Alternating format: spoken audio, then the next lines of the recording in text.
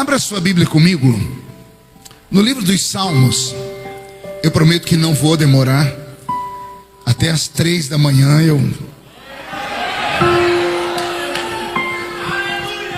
tudo falso. Passou 5 minutos das 9, parece que está sentado em cima de um formigueiro, né? Eu te conheço, né? Enquanto você procura o Salmo de número 42, me acompanha aqui, como já foi apresentado, o pastor Gabriel Pires, que é meu co-pastor, ali em Orlândia. Lá no teclado está o Lican, né? Não me pergunte por que esse nome, tá? Nem tudo é perfeito na vida, né? E hoje ele está com o cabelo solto, graças a Deus. Que lá na minha igreja ele faz um coque, que ele fica parecendo uma irmã do círculo de oração, né? E eu sei que Jesus um dia vai libertar o Lican. Estamos em oração já tem meses, né? Vai chegar a minha vez também, viu, pastor Josnei? Também me acompanha o meu sobrinho, o Edelto Júnior, está por aí? O Edelto está lá na porta, como bom diácono, está na porta ajudando ali. E o Márcio Henrique, que é o chefe do meu gabinete, está aqui na frente. Deus abençoe todos vocês. Salmos de número 42, quem encontrou, diga amém. Está escrito assim: assim como a corça suspira pelas águas tranquilas, assim a minha alma suspira por ti, ó grande Deus. Amém, igreja? Eu vou ler de novo para esse versículo entrar na nossa alma. Assim como a corça suspira pelas águas tranquilas, assim a minha alma suspira por ti, ó grande Deus. Feche a sua Bíblia, coloque no banco, na cadeira. E como nós já quebramos todos os protocolos possíveis aqui, vamos quebrar mais um. Ninguém está vendo mesmo. Pega na mão dessa pessoa bem perfumada que está do seu lado. E recebi uma revelação aqui que ninguém mais usa perfume do Avon. Então aperte a mão da criatura com um carinho até ela falar aleluia. Pentecostal que não faz barulho está com defeito de fabricação, não é? Vamos orar?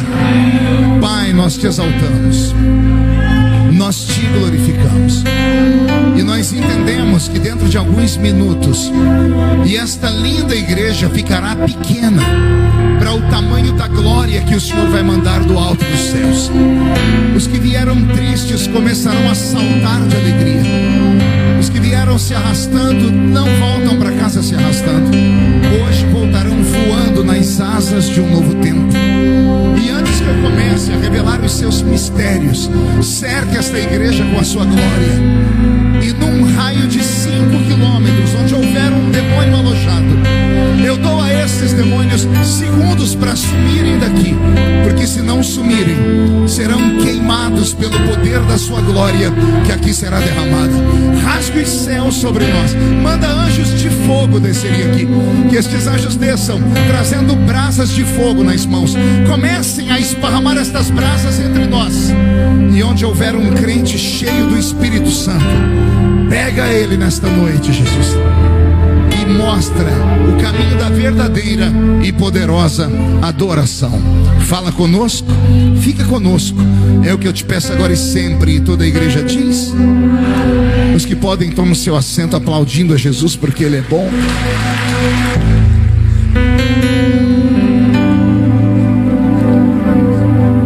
Obrigado, viu? Ao sonoplasta, você conseguir me dar um pouquinho de ganho de voz aqui, só no som do palco, tá? No PA tá perfeito, só aqui a minha voz é muito afônica. Isso, só isso. Vai ganhar um beijo depois do culto. Pela cara que ele fez, está carente. Final do culto, todo mundo indo lá dando um abraço no nosso sonoplasta, viu? Muito obrigado, meu filho. Queridos, como eu disse, eu prometo que não vou demorar. Eu vim aqui hoje por 2 propósitos. Primeiro, atendendo um convite do pastor Josnei, que saiu daqui e foi na minha casa me fazer o convite. Eu estou chegando de Chapecó, de Santa Catarina. Isso domingo. No sábado eu estava em Belém do Pará, extremo norte, depois fui para o extremo sul. Antes de Belém do Pará, eu nem sei onde eu estava. Eu sei que eu saí de casa na quarta-feira para voltar hoje. Estou muito cansado, mas meu espírito está de pé. Porque a proposta desse culto, ela é tremenda. E se você me ajudar em oração, eu tenho certeza que o céu vai ficar baixinho aqui nesse lugar. Amém, igreja? Posso ouvir um amém? Ô, Lica, mude a música para mim, filho. Setembro amarelo, vida. Pessoas que tiram a vida, pessoas que odeiam a vida. Na verdade, eu que já lidei com esse tipo de assunto, até hoje não consigo compreender muito bem o que faz um ser humano desistir da sua caminhada aqui nessa terra. Já passei por muitas coisas na vida, inclusive enfrentei uma depressão profunda, e confesso a vocês, eu não estava preparado para aquilo. Primeiro porque sou religioso, e como desde criança fui criado na igreja, sou prefeito, tudo para nós tem uma conotação com o mundo espiritual, tudo para nós tem uma conotação com o maligno. E houve um tempo da minha vida que eu pensava que quando uma pessoa ficava com depressão profunda, ela estava à mercê de um espírito maligno. Foi só quando eu passei por esse vale que eu descobri que a origem não é o maligno, mas o maligno se apossa da fraqueza do ser humano. E enfrentei uma barreira, uma luta tão grande, que eu, por um momento, eu cheguei a fazer a oração de Elias dentro da caverna. Senhor, se eu pudesse parar hoje, eu pararia. Se eu pudesse ir para o céu agora, eu iria. Descobri então, fazendo as minhas anotações, que a depressão, ela é uma soma de todas as frustrações que você teve no passado, com a perspectiva de um futuro que ainda não aconteceu. É uma soma de frustração com ansiedade, porque a ansiedade, ela também sufoca. Você acordar de manhã e olhar para o tempo e não saber como vai se dar naquele dia, como você vai colocar a comida na mesa dos seus filhos, como você vai fazer para pagar as suas contas, como você vai fazer para encarar uma luta, uma tragédia, como você vai fazer para encarar uma vergonha, porque somos seres humanos e todos nós passamos por isso. Não é fácil. Então a ansiedade já é um peso. E aí você soma a ansiedade, o fracasso de um passado, carregar traumas do passado. Tem pessoas que mal conseguem caminhar porque carregam em cima dos seus ombros o peso de um passado. E o passado deveria não estar sobre os ombros da pessoa, deveria ter ficado lá no passado. Mas tem pessoas que não conseguem levantar e caminhar. Tem pessoas que arrastam sobre elas toda a vida e tudo que envolveu a sua história até aqui. Então, descobri que a soma da frustração do passado e a ansiedade de um futuro que ainda não existiu pode levar a alma humana a um colapso, pode levar o ser humano a um momento de trava mental, porque a nossa mente, ela é feita de janelas. Nós temos janelas de inteligência. É o que nos difere dos animais racionais. Os animais racionais não pensam, as plantas não pensam, as plantas vegetam. O ser humano, não, ele tem a inteligência, porque ele não é um produto do acaso. É claro que tem alguns, inclusive pessoas intelectuais, preparadas, que dizem que o tataravô deles foi um chimpanzé. E embora eu não concorde, eu respeito o pensamento dessas pessoas. Mas o meu tataravô não foi um chimpanzé. O meu tataravô foi imagem e semelhança do Deus Criador. Então, como sou imagem de Deus, tenho também atributos divinos dentro de mim. E um deles é levantar, sacudir a poeira e dar a volta por cima. É acreditar que existe uma porta invisível à minha frente, ainda que eu não consiga ver uma parede. A fé nos dá esse poder de acreditarmos que existe uma porta invisível, que mais cedo ou mais tarde ela vai ser aberta. E quem sabe Jesus não te trouxe hoje à noite aqui para te dar na mão a chave que vai abrir essa porta. Eu acredito muito nessas coisas. Eu me lembro que em 2013 eu passei talvez a pior luta que um ser humano pode passar na vida. Eu encarei o Brasil e o mundo. Imagine você acordar de um dia e você descobrir que você é o inimigo público número 1 de todo o mundo. Aconteceu isso comigo. Depois de 90 dias de jornal nacional, apanhando todos os dias, depois de ter o movimento LGBTQI mais YZH elevado ao quadrado, eu não sei mais quantas siglas existem, Depois eles se levantarem contra mim no país e no mundo inteiro. Houveram manifestações contra a minha vida em mais de 60 países do mundo, em todas as embaixadas brasileiras. Eu dei entrevista para mais de 60 canais de TVs em outros países. Eu me lembro que aqui na cidade de Franca, eu vim para um culto, e quando cheguei na porta do culto, mais de 100 pessoas, ativistas do movimento LGBT, subiram em cima do meu carro. As minhas filhas, as menores, eram bem pequenas, uma tinha 10 e a outra tinha 9. E eu me lembro que esse pessoal subiu em cima do meu carro e tiraram a roupa e esfregaram os órgãos genitais deles na cara das minhas crianças.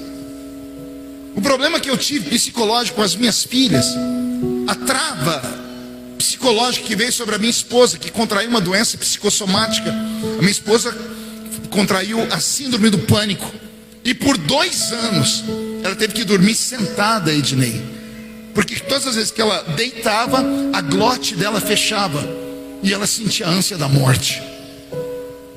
Picharam a minha casa, apedrejaram a minha casa. Eu apanhei na rua, eu apanhei dentro de aviões, eu apanhei em shopping center. Tudo porque eu resolvi dizer que eu acredito que família, ela tem origem na família tradicional, é homem e mulher. Tudo por defender a minha Bíblia Sagrada, que é um dos livros mais antigos do mundo, que não é só um livro religioso, é um livro histórico e também é um livro filosófico. E naquele momento, poucas pessoas saíram na minha defesa. Vocês, tenho certeza que tem pessoas aqui que quando assistiam na televisão se perguntavam: como é que ele aguenta? Quem assistiu e fez essa pergunta alguma vez? Quem falou: como é que ele aguenta? Eu sei que você orou por mim, eu sei que muitas pessoas oraram por mim. Pois bem, quando eu fui frequentar e procurar um psicólogo, porque startou em mim essa maldição chamada depressão profunda, ele mapeou a minha alma e chegamos à seguinte conclusão: eu suportei mais do que o normal. Todo ser humano tem um limite. A saúde emocional nossa, ela tem um limite. E eu fui mais forte do que muitas pessoas, e não é porque eu queria, é porque eu precisava. Porque não era Marco Feliciano, era a nossa fé. Era a igreja, seria a primeira derrota da igreja brasileira para um movimento de esquerda na América do Sul.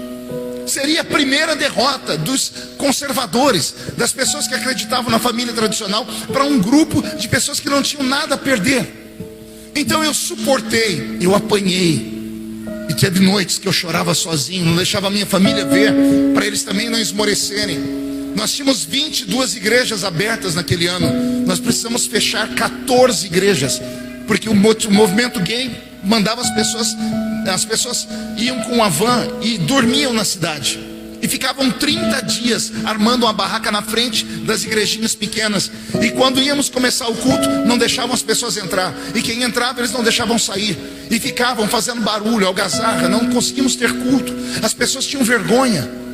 Então eu passei por tudo isso e passei de pé.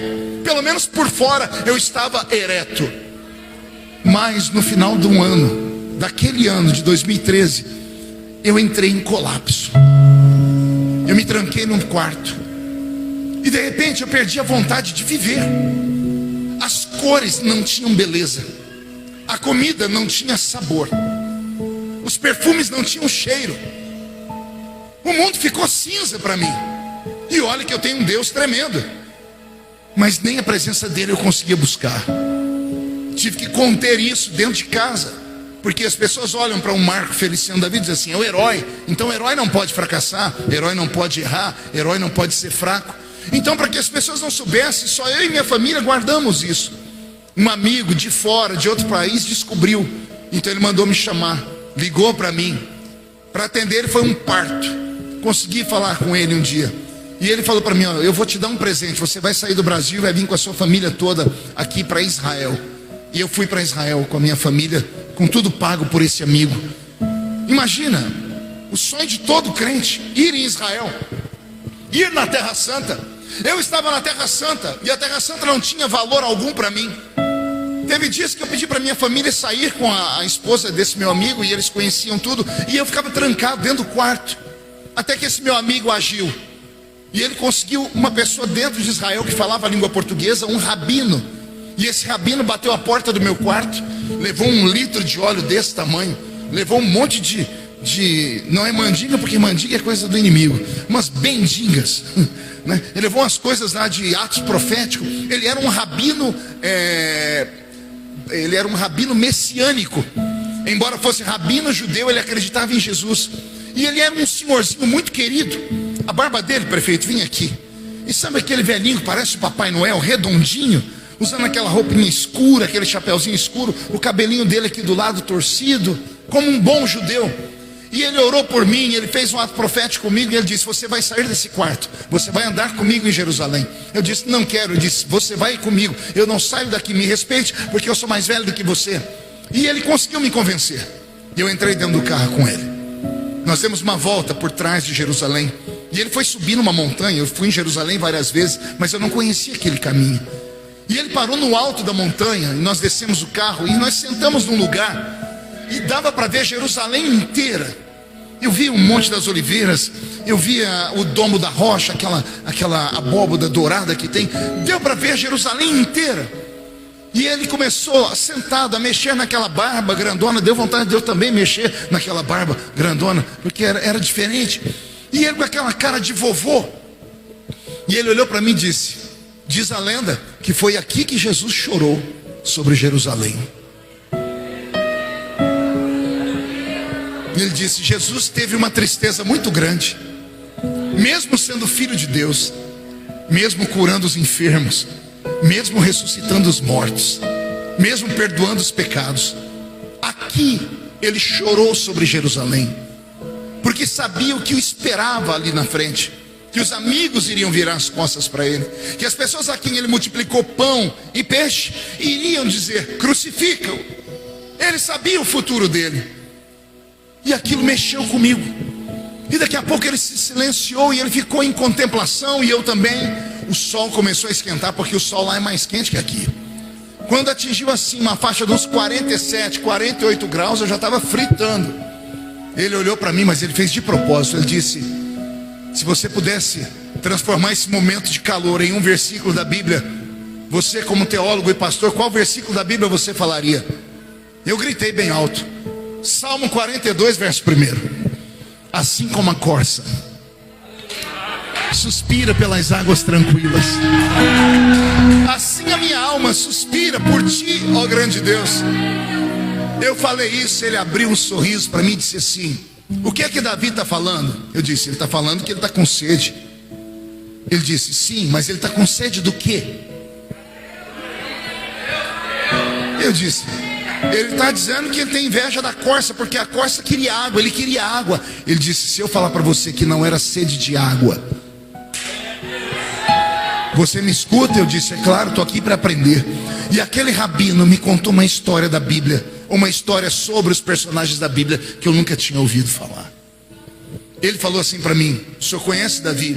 Sim, um herói da Bíblia. Eu tenho estudos sobre Davi, eu tenho teorias minhas sobre Davi, que às vezes exponho, e tem pessoas que até acham que é heresia, mas heresia é o que é antibíblico, e eu não prego nada que é antibíblico. Eu posso pregar coisas que são extra-bíblicas, e o que é extra-bíblico não é pecado, porque é consciência do pregador, é uma teologia própria.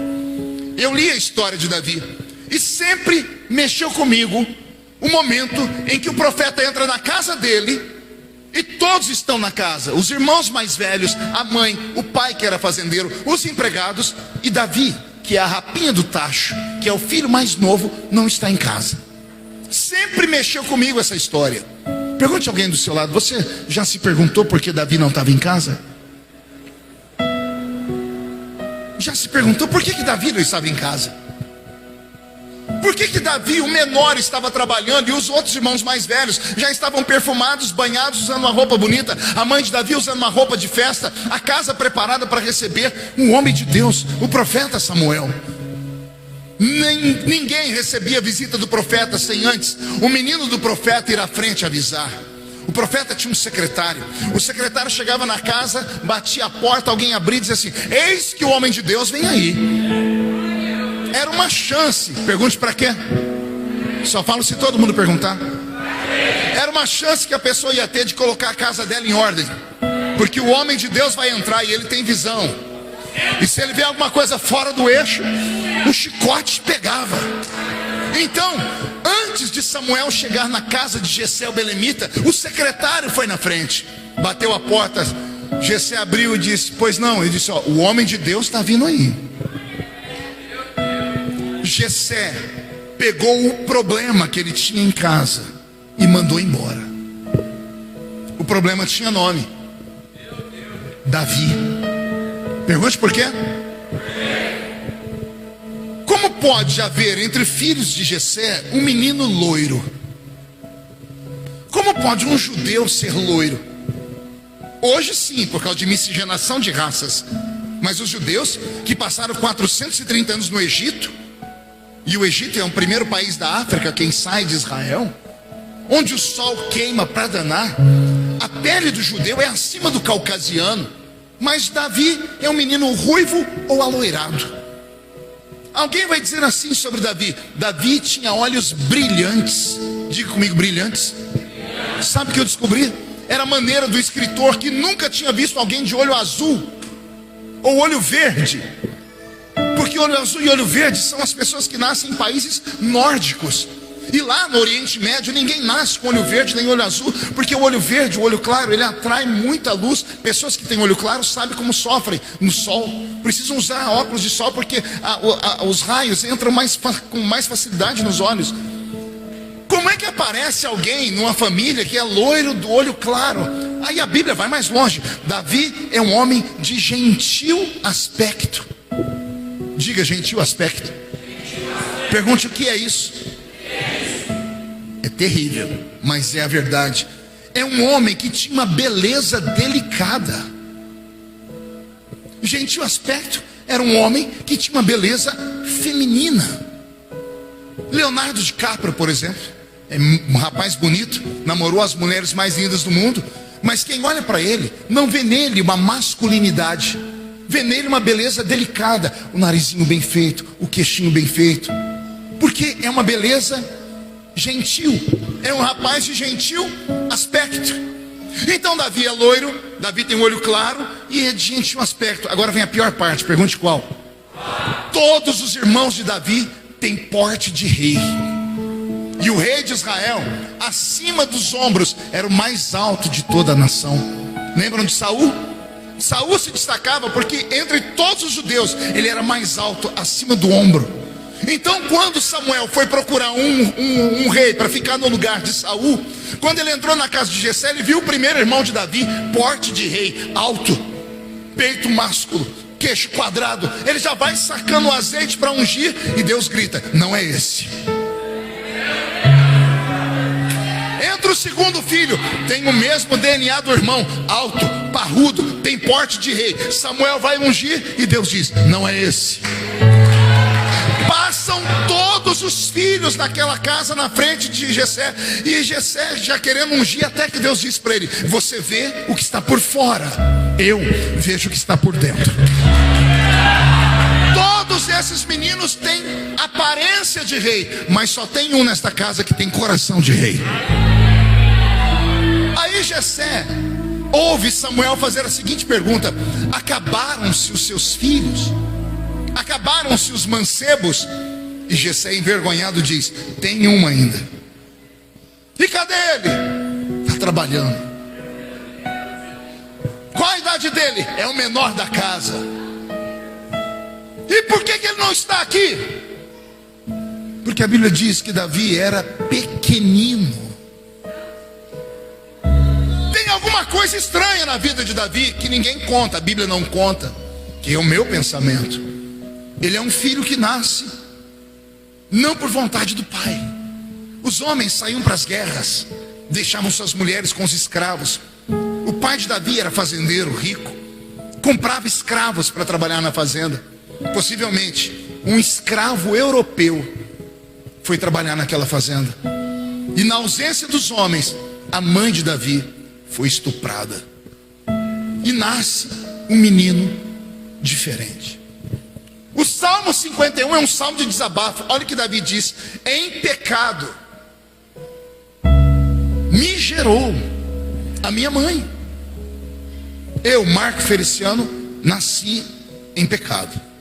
Porque a minha mãe era amante de um homem casado. Ela teve que esconder a gravidez dela, porque era vergonhoso.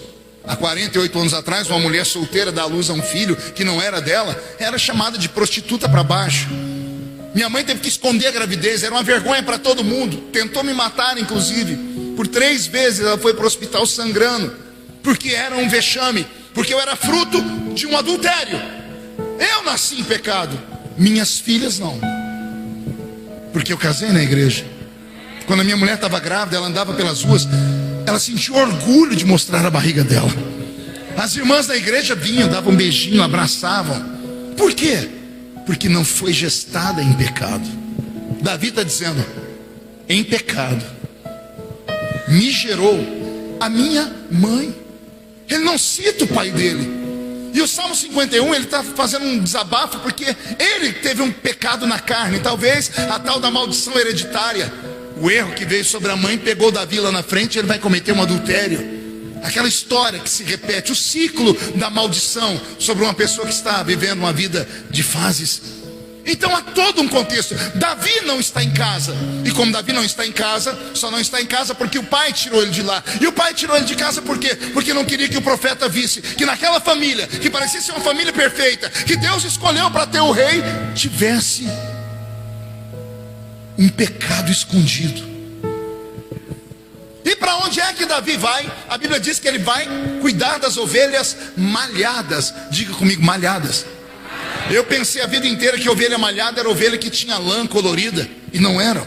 Ovelhas malhadas eram ovelhas marcadas, marcadas por anomalias físicas. Ovelhas que nasciam com 5 patas, 2 caudas, 2 cabeças. Lá na minha cidade de Orlândia tem um museu e tem um bezerro de 2 cabeças. Ele tem 2 cabeças colado. Embalsamaram ele, nasceu e viveu por 3 ou 4 meses. Então, para o judeu, a ovelha é um animal muito respeitado. Por isso que Jesus é chamado de ovelha. Ovelha muda que vai ao matadouro. O judeu não mata a ovelha, ele tira a lã, ele alimenta a ovelha. E quando nascia uma ovelha com defeito, para não matarem, eles criaram um segundo aprisco, que era chamado de aprisco de ovelhas malhadas. Havia um aprisco que ficava na frente da casa grande, que era com as ovelhas perfeitas. Qualquer transeunte que passasse pela estrada queria parar para fazer negócio. E havia o aprisco das ovelhas com defeito, que ficava numa ribanceira, atrás das casas grandes, escondidos. E lá ficavam os monstrinhos. E aí o que é que o pai de Davi fala para ele? Vai cuidar das ovelhas, mas não as da casa, da frente. Vai cuidar das ovelhas malhadas. E Davi vai cuidar das ovelhas malhadas. E aqui nasce talvez um dos textos mais lindos da Bíblia, porque Davi está chorando, ele sabe que está sofrendo preconceito em casa, sabe que o pai e a mãe o tiraram dali, sabe que vai ter uma festa, ele não foi convidado para a festa, ele está dando comida para aqueles monstrinhos, e de repente o Espírito do Senhor se movimenta sobre ele. Ó como começa a cura interior. Porque a primeira rejeição de Davi é a rejeição da família, é a rejeição do pai, é a rejeição da mãe, é a rejeição da sociedade, é a rejeição por ter nascido diferente. E quando ele está dando comida para as ovelhinhas, o Espírito Santo se move em Davi. Davi senta debaixo de uma árvore, enfia a mão na sacola dele e pega uma harpa, começa a dedilhar a harpa, olha para as ovelhas e diz para si mesmo: se essas ovelhas com defeito têm pastor, eu também tenho. Porque o Senhor é o meu pastor e nada me faltará. Aleluia.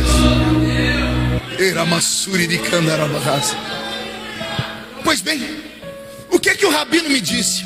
Como Davi tinha problemas com a família, Davi queria se autoafirmar para o pai. E como é que os meninos daquela época antiga faziam para se autoafirmar para os pais? Olhe para mim. Faziam assim: eles saíam para caça e traziam uma iguaria para os pais. Quem lembra de Isaac quando estava já cego e ele chama Esaú e diz: Esaú, prepara um guisado para mim? Quem lembra desse texto da Bíblia? E Esaú vai caçar uma caça. Os pais amavam mostrar: o meu filho caçou para mim, o meu filho é um caçador, é um exímio caçador. Davi quer conquistar o pai, e o que é que ele faz? Pergunte para mim: o que, pastor? Ele vai caçar.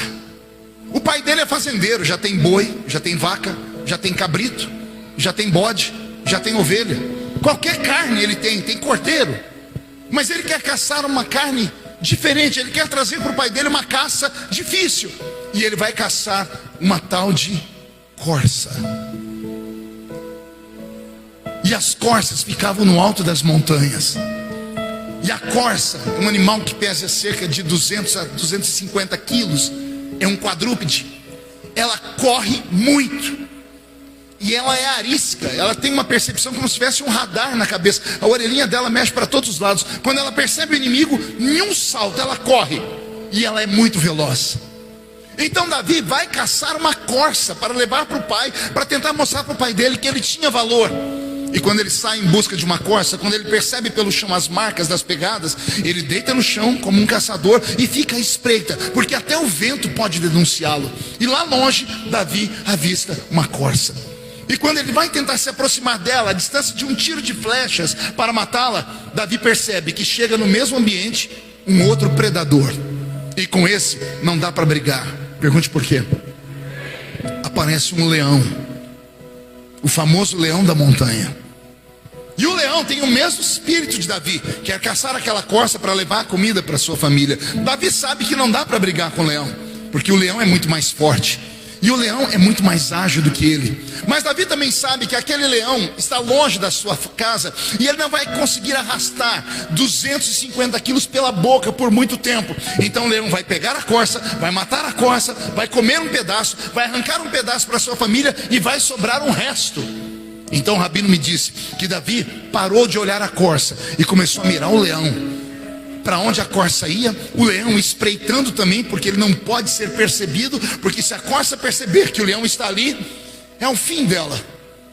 A corça é mais ágil do que o leão, só que o leão tem mais resistência do que a corça. Memorize isso. A corça é mais rápida, mas o leão é mais forte, tem mais resistência. Já já você vai entender o porquê. O rabino diz que chegou um certo momento que não davam mais para se esconder. Quando a corça vê o leão, ela corre. E quando ela corre, o seu coração acelera, a adrenalina é liberada. E a corça começa a transpirar. E ela deixa um rastro invisível no ar. Um rastro que Davi não percebe, porque ele é homem. Mas o leão, o cheiro da corça impregna a narina dele. A corça pode ir para qualquer lugar que for. O leão vai sempre segui-la de maneira invisível. A corça tem mais velocidade, o leão tem resistência. Vai chegar uma hora que a corça não vai conseguir correr mais, e o leão vai no trote dele e vai pegar a corça e vai matar essa corça. Davi sabe disso. Então o leão corre atrás da corça e Davi corre atrás do leão. O leão quer a corça, e Davi quer o que sobrar da corça depois que o leão fizer isso. E como estão em uma montanha, ele sobe, desce e vai da espreita. O leão não vê mais a corça, porque ela está quilômetros na frente dele, mas ele não precisa ver. Ele está sentindo o cheiro dela, o cheiro do medo, uma enzima deixada no ar. E ele vai chegar até a corça. E para surpresa, respire fundo. O leão desce uma ribanceira e lá embaixo tem um riacho. Tem um córrego de águas.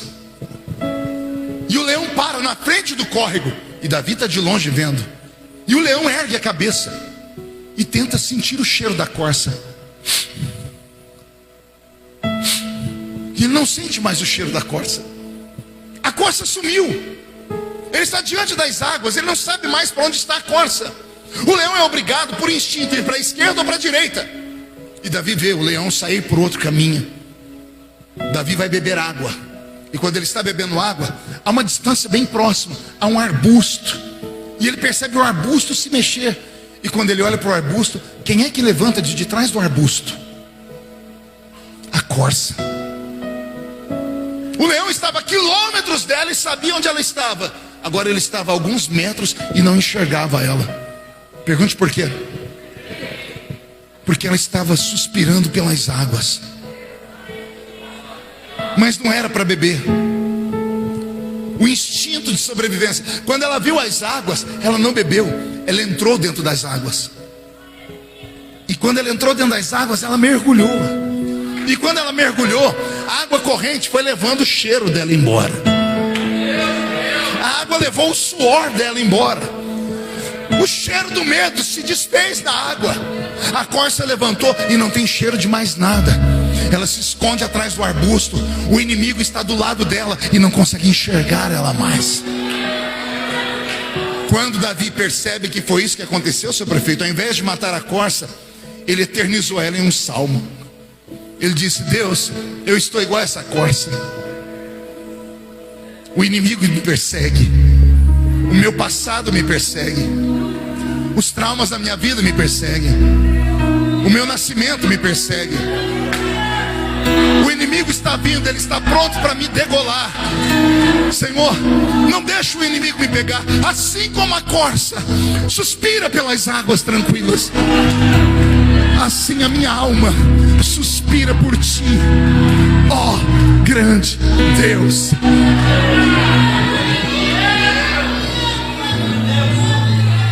Quando aquele rabino me contou essa história, irmãos, eu tive uma crise de choro.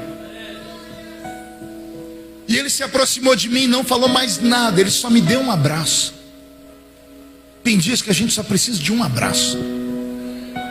Um abraço sem interesses. Um abraço de uma pessoa que às vezes não nos conhece, mas que está penalizada pelo nosso sofrimento. Quando aquele rabino, com aquela pança gordinha dele, com aquela barba, me abraçou, ele me envolveu, eu me senti agasalhado. E aí ele falou no meu ouvido: foi isso que a corça procurou, um abraço das águas. Davi estava dizendo: Senhor, me abraça também.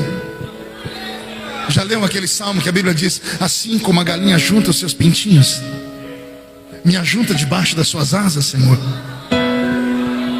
Era tudo que eu precisava.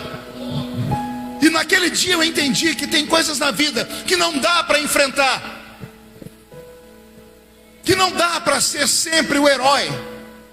E olha que eu venho de uma era em que diziam assim para mim: é melhor ser um herói morto do que um covarde vivo. Conversa para boi dormir. Às vezes é preciso engolir sapo. Às vezes é preciso recuar, dar 2, 3 passos para trás. Às vezes é preciso ser prudente, para a gente não fazer uma loucura, para a gente não cometer um desagravo tão grande que não tenha conserto depois. O rabino me disse uma palavra aqui, eu vou transferir ela para vocês. Na hora da angústia e da dor, mergulha.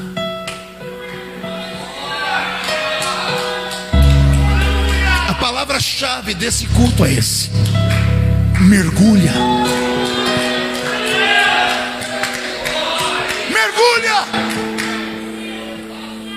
Teramassuri de Candaras. Não sei se vocês assistem a TV Câmara aqui, se vocês já viram algum debate lá no plenário Ulisses Guimarães. O plenário ele é redondo e ele só tem luz no meio dele. O prefeito já foi lá, já deve ter visto isso.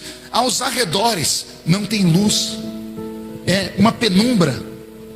Ele é redondo, ficam ali, nós somos em 503 deputados, não tem 400 cadeiras, então nem todos ficam ali. Alguns ficam sentados pelas paredes, debaixo de uma penumbra. Eu só fui entender aquilo quando eu passei a minha primeira luta, porque só fica ali debaixo da luz quem pode aparecer para a imprensa, quem está com a vida ganha. Só vai para aquele microfone discutir quem está em evidência. Veja se você enxerga Aécio Neves, Paulo Maluf e outros medalhões que são deputados comigo. Eles não ficam ali no meio. Pergunte para mim onde eles ficam, pastor. Nos corredores, nas penumbras. Para quê? Para fugir dos holofotes, para fugir da câmera de um jornalista. Para conversar, a gente conversa com a mão na boca, porque os jornalistas fazem leitura labial. A vida da gente é exposta. Aqui no meio tem jornalista de cima que vem e filma o que o deputado está lendo no celular dele. Isso não é vida. Mas o que eu quero dizer com isso? Quando eu passei a minha primeira luta lá, um amigo meu falou para mim: Marco, mergulha. Eu falei: o que é mergulhar? Ele disse: some, desaparece, se tranca no seu gabinete, para de ir nas comissões. Se for, vai pelo fundo, faz a votação e some.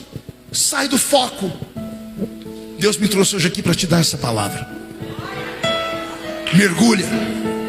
Sai do foco. Que jeito, pastor? Vou te dar alguns conselhos. pega essa porcaria de Instagram, de Facebook e fecha. Fecha por 6 meses. Porque você fica atormentado. Ai, pastor, está o mundo inteiro me perseguindo. A criatura tem 15 seguidores. Tem 5 falando mal, ela já quer se matar. Eu tenho 8 milhões, tá? Não conta pra ninguém. 2 milhões e 300 mil no Instagram, 5 milhões no Facebook. Não conta pra ninguém. Você acha que eu paro para ouvir o que falam de mim? Aqueles que falam de mim pagam as minhas contas por acaso? Aqueles que falam de mim têm um furo aqui na mão, morreram na cruz do Calvário por mim? Aqueles que falam de mim colocam comida na minha mesa por acaso? Eu quero que eles sejam abençoados para lá. Eu quero a distância. Quer ter saúde emocional? Fecha essa porcaria desse Instagram. Fecha essa porcaria desse Facebook. Quer mais paz? Troca esse chip de celular. Cancela esse WhatsApp. Você está aqui dentro e não consegue se concentrar. Está aí toda hora olhando, tremendo de medo, porque está sendo ameaçado, está sendo extorquido. Ah, pastor, mas a gente paga pelos erros. Poxa, bem-vindo ao mundo das pessoas normais. Você errou, que legal. Você é um ser humano, descobriu agora. Mas você não é um ser humano como os outros erram e se esconde. Você poderia ter se escondido, mas entrou aqui na casa do Senhor hoje. Já que entrou aqui, entrega o teu caminho ao Senhor e confia nele. Vou liberar uma palavra profética. Ninguém toca na sua família. Ninguém toca na sua história. Ninguém. Porque você está protegido por asas invisíveis. E nessa noite ainda, por te amar tanto, Deus te trouxe aqui para te dizer: mergulha nas águas. Essa igreja está sendo transformada nas águas vivas. Vai, mergulha nas águas.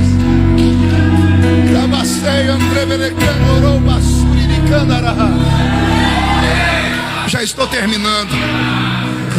Eu me lembro, Jusinem, quando eu era menino, eu era guarda-mirim, usava um uniformezinho. E eu me lembro que num dia 12 de outubro, nunca vou esquecer, porque era o dia das crianças e meu aniversário. E eu era sargento da guarda-mirim. E nós fomos ao centro de lazer, que era um espaço que o prefeito havia criado para a periferia da cidade. E foi um cantorzinho lá chamado Adriano Júnior. E eu fui fazer a escolta dele. Moleque, cuidando de moleque. Quando o policial que cuidava da gente descobriu que era meu aniversário, ele disse: Feliciano, você está livre, tá? Hoje é seu aniversário, pode aproveitar o centro de lazer. Eu sabia que mais ou menos isso ia acontecer, porque alguém já tinha me dito. Eu fui com short por baixo da calça, porque fizeram uma piscina tão linda, uma piscina olímpica. Imagina, lá na periferia, né? A gente só conhecia piscina daquele jeito na televisão. Quando eu vi aquela piscina, eu disse: é hoje que eu me acabo aqui. Quando abriu a porta do centro de lazer, gente, juntou dentro daquele lugar que cabia umas 100 pessoas, juntou umas 500 crianças. E crianças de periferia. Piolho na cabeça, nariz escorrendo, pereba na perna, frieira nos dedos, aquela coisa linda. E quando cheguei naquela piscina, parecia que estava, meu Deus, é um inferno na terra. Falei, mas é meu aniversário, nada vai tirar minha alegria, eu vou entrar nessa piscina. No lado raso, você não conseguia, se você entrasse e levantasse o braço, você não conseguia baixar mais o braço. Mas no lugar fundo, eu disse, eu sei nadar. Lá tinha menos pessoas, e eu pulei naquele fundo. E aí quando eu estava lá nadando, de repente, aqui em cima, na flor da água, uma bagaceira, criança gritando, xingando, agarrando o outro pelo cabelo. Aí eu mergulhei. Quando eu mergulhei e prendi a respiração, na minha infância tinha um rapaz na televisão que chamava Mark, era o homem do fundo do mar. Tem alguém aqui dessa época? Só eu que sou velho aqui. Uhum. Ah não, tem ali um grisalho, ele lembrou, me salvou aqui. Nós dois conhecemos o Mark, o homem do fundo do mar. E ele nadava parecendo uma cobrinha assim. E eu me imitei o Mark. E eu lembro que eu comecei a mergulhar, eu levantava e descia, até que eu cheguei no fundo da piscina, porque aqui no fundo não tinha ninguém. E por um momento eu estiquei os braços e as pernas, e parecia que eu estava flutuando. Alguém já fez isso?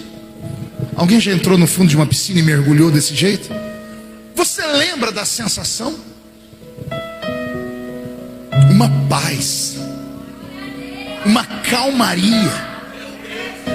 gente não escuta barulho. Você vê tudo em câmera lenta, em slow motion, que ninguém consegue correr dentro da água. Tudo vai sendo tudo em câmera lenta. Mas um momento de tranquilidade, porque eu tinha mergulhado. Mas aí o pulmão começa a arder, falta de oxigênio. A gente começa no desespero, vai subindo, chega na flor da água, respira. E eu mergulhei de novo. Na segunda vez que eu mergulhei, olha o que é cabeça de moleque. Quando eu mergulhei, eu lembrei de um filme que eu tinha assistido naquela semana, chamado Platoon. Quem assistiu Platoon aqui? Até a irmã assistiu, glória a Deus. Só eu e a senhora aqui, mas ninguém assistiu Platoon. Ninguém assistiu o ícone dos filmes de guerra. Quem assistiu Platoon aqui, por favor, levanta a mão. Me salva, pronto. Aqui atrás ninguém levanta a mão. Ah, o prefeito. O resto é tudo assembleiano. Assembleiano não assiste televisão, entende? Platoon. E tinha uma cena no filme do Platoon, que é uma cena, ela é memorial, ela é uma cena épica. Um soldado americano, fugindo dos Vietcongs, ele encontra um lago e ele pula dentro do lago. E quando ele percebe os Vietcongs se aproximando, ele mergulha com a metralhadora em punho. E ele fica prendendo a respiração. Os homens ficam na beira da praia aqui. Eles começam a bater papo, os Vietcongs, eles tiram um cigarro, começam a fumar, até que todos eles dão as costas para o lago. E quando o soldado que está aqui embaixo da água percebe que eles deram as costas, o soldado levanta, mas ele levanta em câmera lenta. Ele levanta com aquela metralhadora a lá Bolsonaro, arminha na mão. Ele levanta e começa. E ele mata todos os inimigos dele. Eu, moleque, dentro da piscina, lembrei do Platoon. Falei, quando eu sair da água, eu vou sair igual aquele soldado. Me posicionei, armei a arminha, fui saindo da água, saiu o cabelo, a testa, o olho. Quando saiu o nariz, na minha frente flutuou um cocô.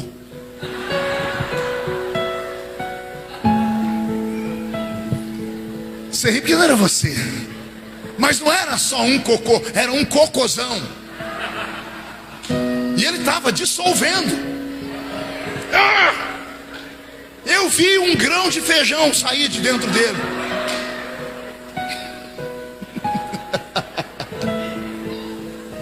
Quando eu vi aquela cena do inferno, eu não tive outra opção. Eu mergulhei de novo. Eu contei essa história a propósito, para ver vocês sorrirem mesmo. Mas isso aqui é um ensinamento. Para que ficar na flor da água, se tudo que está aqui não presta? Mergulha. Mergulha. Mergulhe em Deus essa noite, amigo. Não existe mal que dure para sempre. Também não há prazer que nunca acabe. Eu tenho certeza que o amor de Deus pela sua vida é tão grande, que foi Ele que marcou esse culto. E Ele me trouxe aqui só para dizer para você: eu sobrevivi. Você vai sobreviver também. Eu vou pedir para que todos fiquem de pé. Vou pedir para que todos inclinem a cabeça e fechem os olhos de verdade. E eu quero convidar somente um grupo de pessoas nessa noite. Eu não sei se você vai ter coragem, porque vai ser o seu primeiro passo. Coragem de sair de onde você está e vir em busca do seu milagre. Porque você vai ficar com vergonha das pessoas. Possivelmente você vai dizer: agora todo mundo sabe da minha vida, todo mundo sabe que eu não estou bem. Mas eu vou insistir com você, porque eu já estive onde você está, e não há cura a não ser a mão de Deus. O Lexotan faz um bom trabalho, o Rivotril também. Mas quando essas drogas saem do seu corpo, volta a depressão de novo. É bom você sentar com psicólogo, com psiquiatra. Por favor, faça isso sempre. Continue a terapia. Mas quando você sair de perto dele ou dela, virá de novo uma pressão sobre a sua alma. Só existe um poder capaz de te curar, e este poder está aqui.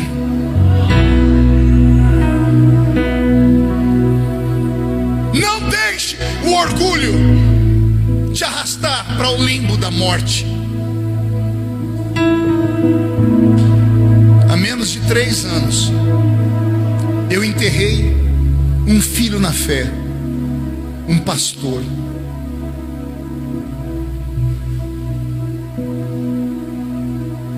Pregou uma mensagem tão bonita no culto de domingo. E na terça-feira ele subiu no alto de uma ponte. E de lá saltou para outra vida. 33 anos.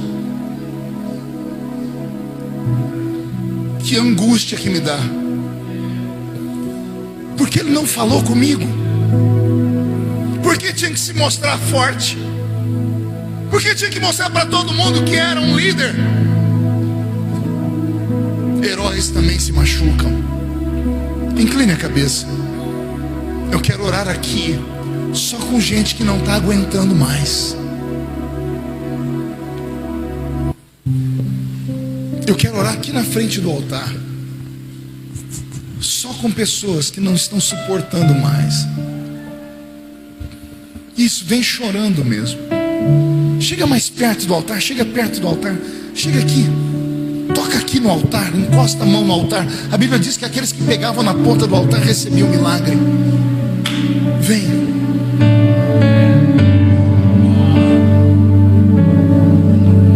Com gemidos que palavras não podem explicar, Ele leva, Pai, as minhas intercessões. Não vai vir. Quando dobro os meus, vai perder a sua chance. Pisa em cima desse orgulho e vem. Escapa-te pela tua alma. Não importa a sua posição na igreja. Teu coração. Vem. Ó Jesus, a ti confesso, não dá pra viver sem sentir a tua presença no meu ser. Sou eterno dependente, um ser humano tão carente. Estou de novo aqui e quero seu poder. Cadê o coral? Ainda que pra te servir, Jesus, eu venho aqui chorar. Te servirei porque comigo estará. Vem sofrer contigo. Isso, vem. Melhor do que errar.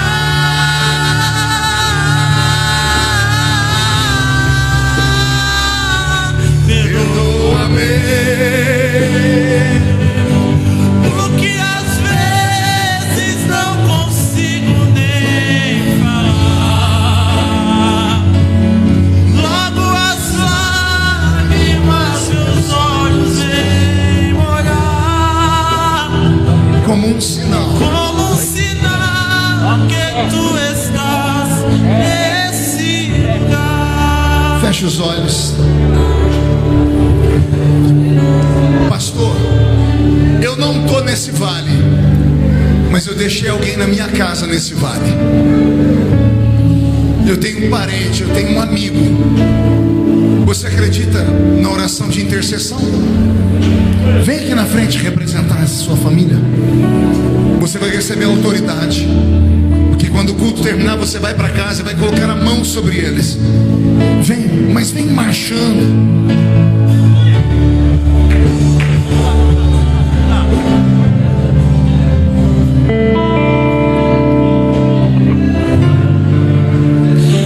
Não quero interromper o teu silêncio, ó Pai, mas é só Chega mais perto. que eu encontro. Chega mais perto. O vento da aflição quer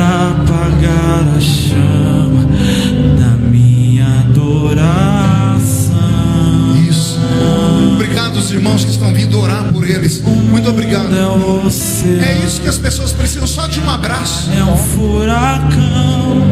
Minha vida é um barquinho buscando direção. Ah, Jesus. Descansa em minha alma. Ah, Senhor. E acalma. Cadê a igreja que intercede? Que agita o meu coração. Acalma o meu coração. Acalma, Jesus. Acalma o meu Acalma, coração. O vento está soprando, mas é te adorando que venço o mar da aflição. Acalma o meu coração. Acalma o meu coração.